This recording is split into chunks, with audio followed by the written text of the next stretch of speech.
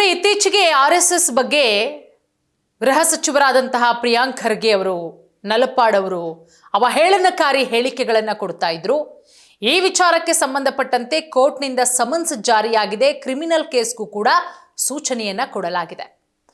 RSS ಬಗ್ಗೆ ಅವಹೇಳನಕಾರಿ ಹೇಳಿಕೆ ಕೊಟ್ಟಂತಹ ಆರೋಪದ ಅಡಿ ದಾಖಲಾದಂತಹ ಮಾನನಷ್ಟ ಮೊಕದ್ದಮೆಗೆ ಸಂಬಂಧಪಟ್ಟಂತೆ ಸಚಿವ ಪ್ರಿಯಾಂಕ್ ಖರ್ಗೆ ಹಾಗೆ ಕಾಂಗ್ರೆಸ್ ಮುಖಂಡರಾದಂತಹ ಮೊಹಮ್ಮದ್ ನಲಪಾಡ್ ಹ್ಯಾರಿಸ್ ಬೆಂಗಳೂರು ಕೋರ್ಟ್ ಸಮನ್ಸ್ ಜಾರಿ ಮಾಡಿದೆ. ಭಾರತೀಯ ನ್ಯಾಯ ಸಂಹಿತೆ ಅಡಿ ಕ್ರಿಮಿನಲ್ ಪ್ರಕರಣ ದಾಖಲಿಸಿ ಅವರಿಬ್ಬರೂ ಕೂಡ ಜುಲೈ 21ನೇ ತಾರೀಕು ವಿಚಾರಣೆಗೆ ಹಾಜರಾಗಬೇಕು ಅಂತ ಹೇಳಿ ಕೋರ್ಟು ಸೂಚನೆಯನ್ನ ಕೊಟ್ಟಿರೋದು. ಆದರೆ ಇದೇ ಪ್ರಕರಣದಲ್ಲಿ ಆರೋಪಿಯಾಗಿದ್ದಂತಹ ಸಚಿವ ದಿನೇಶ್ ಗುಂಡೂರಾವ್ ಅವರನ್ನ ನ್ಯಾಯಾಲಯ ಕೈಬಿಟ್ಟಿರೋದು.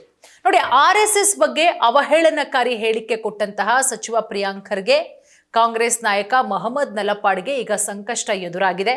ಬೆಂಗಳೂರಿನ 42ನೇ ಹೆಚ್ಚುವರಿ ಮ್ಯಾಜಿಸ್ಟ್ರೇಟ್ ನ್ಯಾಯಾಲಯ ಇಬ್ಬರ ಮೇಲೆ ಕ್ರಿಮಿನಲ್ ಕೇಸ್ಗೆ ಸೂಚಿಸಿ ಸಮನ್ಸ್ ಕೂಡ ಜಾರಿ ಮಾಡಿ ಆದೇಶವನ್ನ ಕೊಟ್ಟಿದೆ. ಇವರಿಬ್ಬರೂ ಕೂಡ ಗೃಹ ಸಚಿವರಾದಂತಹ ಪ್ರಿಯಾಂಕ್ ಖರ್ಗೆ ಅವರು, ಅದರ ಜೊತೆಗೆ ನಲಪಾಡ್ ಇಬ್ಬರೂ ಕೂಡ ಜುಲೈ 21ನೇ ತಾರೀಕು ನ್ಯಾಯಾಲಯಕ್ಕೆ ಹಾಜರಾಗಬೇಕು ಅಂತ ಹೇಳಿ ಕೋರ್ಟು ನಿರ್ದೇಶನವನ್ನ ಕೊಟ್ಟಿರೋದು. ನೋಡಿ, ರಾಷ್ಟ್ರೀಯ ಸ್ವಯಂ ಸೇವಕ ಸಂಘ RSS ಈ ಸಂಘದ ಬಗ್ಗೆ ಅವಹೇಳನಕಾರಿಯಾಗಿ ಇತ್ತೀಚೆಗೆ ಹೇಳಿಕೆಯನ್ನು ಕೊಟ್ಟಿದ್ರು. ರಿಜಿಸ್ಟರ್ ಆಗಿದ್ಯಾ ಹಾಗೆ ಹೀಗೆ ಅಂತ ಹೇಳಿ ಆ ಹೇಳಿಕೆಯ ಮೇಲೆ, ಆರೋಪದ ಮೇಲೆ ದಾಖಲಾಗಿದ್ದಂತಹ ಖಾಸಗಿ ಮಾನನಷ್ಟ ಮೊಕದ್ದಮೆಗೆ ಸಂಬಂಧಪಟ್ಟಂತೆ ಬೆಂಗಳೂರಿನ ನ್ಯಾಯಾಲಯ ಸಚಿವ ಪ್ರಿಯಾಂಕ್ ಖರ್ಗೆ ಹಾಗೆ ಕಾಂಗ್ರೆಸ್ ನಾಯಕ ಮೊಹಮ್ಮದ್ ನಲಪಾಡ್ ವಿರುದ್ಧದ ವಿಚಾರಣೆಯನ್ನ ಕೈಗೆತ್ತಿಕೊಳ್ಳುತ್ತೆ. ಆದರೆ ಇದೇ ಪ್ರಕರಣದಲ್ಲಿ ಸಚಿವ ದಿನೇಶ್ ಗುಂಡೂರಾವ್ ಅವರನ್ನ ಕೈಬಿಡಲಾಗಿದೆ. 42ನೇ ಹೆಚ್ಚುವರಿ ಮ್ಯಾಜಿಸ್ಟ್ರೇಟ್ ನ್ಯಾಯಾಲಯ ಜೂನ್ 27ನೇ ತಾರೀಕು ಅಂದರೆ ನಿನ್ನೆ ಈ ಆದೇಶವನ್ನು ಹೊರಡಿಸಿದೆ. ತೇಜಸ್ ಎ ಅನ್ನುವವರು ಖಾಸಗಿ ದೂರನ್ನ ದಾಖಲು ಮಾಡ್ತಾರೆ. ಈ ಸಂಬಂಧ ಇವರು RSS ಬಗ್ಗೆ ಕೊಟ್ಟಂತ ಹೇಳಿಕೆಯ ಸಂಬಂಧ. ಸೊ ದೂರಲ್ಲಿ ಅವರು ಸಚಿವ ಪ್ರಿಯಾಂಕ್ ಖರ್ಗೆ ಅವರ ಹೆಸರನ್ನ ಉಲ್ಲೇಖ ಮಾಡ್ತಾರೆ, ದಿನೇಶ್ ಗುಂಡೂರಾವ್ ಹೆಸರು, ಅದರ ಜೊತೆಗೆ ಕಾಂಗ್ರೆಸ್ ಮುಖಂಡರಾದಂತಹ ಮೊಹಮ್ಮದ್ ನಲಪಾಡ್ ಇವರನ್ನ ಆರೋಪಿಗಳನ್ನಾಗಿ ಹೆಸರಿಸಲಾಗಿರುತ್ತೆ.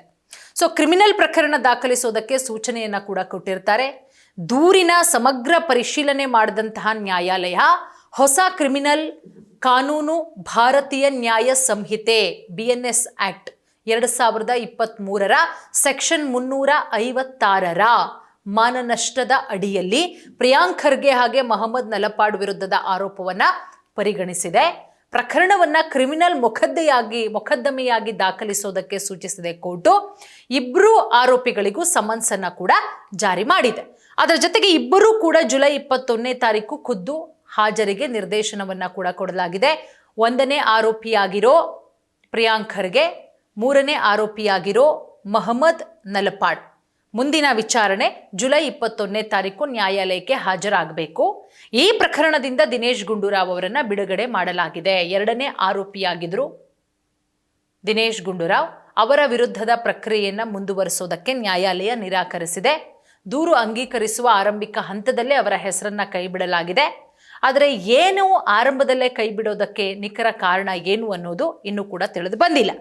ಇನ್ನು ಪ್ರಕರಣದ ಹಿನ್ನೆಲೆಯನ್ನು ನೋಡಕ್ ಹೋದ್ರೆ ಈ ಮೂವರು ಕೂಡ ಕಾಂಗ್ರೆಸ್ ನಾಯಕರು RSS ವಿರುದ್ಧ ಮಾನಹಾನಿಕರ ಹೇಳಿಕೆಗಳನ್ನ ಇತ್ತೀಚೆಗೆ ಕೊಡ್ತಾ ಇದ್ರು ಅಂತ ಹೇಳಿ ದೂರುದಾರ ತೇಜಸ್ ಅನ್ನೋರು ಆರೋಪ ಮಾಡಿರೋದು. ಹಿನ್ನೆಲೆ ಅವರ ವಿರುದ್ಧ ಕ್ರಿಮಿನಲ್ ಕ್ರಮ ಕೈಗೊಳ್ಳುವಂತೆ ಕೋರಿ ನ್ಯಾಯಾಲಯದ ಮೆಟ್ಟಿಲು ಕೂಡ ಏರಿದ್ರು. ಸೊ ಹಾಗಾಗಿ 42ನೇ ACJM ನ್ಯಾಯಾಲಯ ಇವರಿಗೆ ಮುಂದಿನ ತಿಂಗಳು ನ್ಯಾಯಾಲಯಕ್ಕೆ ಹಾಜರಾಗಬೇಕು ಅಂತ ಹೇಳಿ ಸಮನ್ಸ್ ಅನ್ನ ಕೂಡ ಜಾರಿ ಮಾಡಲಾಗಿದೆ. ಸೊ ಹಾಗಾಗಿ ಏನಾಗುತ್ತೆ, 21ರಂದು ಆರೋಪಿಗಳು ಖುದ್ದಾಗಿ ವಿಚಾರಣೆಗೆ ಹಾಜರಾಗಬೇಕಾಗಿರೋದ್ರಿಂದ ಮುಂದಿನ ಕಾನೂನು ಪ್ರಕ್ರಿಯೆಗಳು ಈ ಪ್ರಕರಣಕ್ಕೆ ಸಂಬಂಧಪಟ್ಟಂತೆ ಏನಾಗುತ್ತೆ ಅನ್ನೋದನ್ನ ಕಾದು ನೋಡಬೇಕು.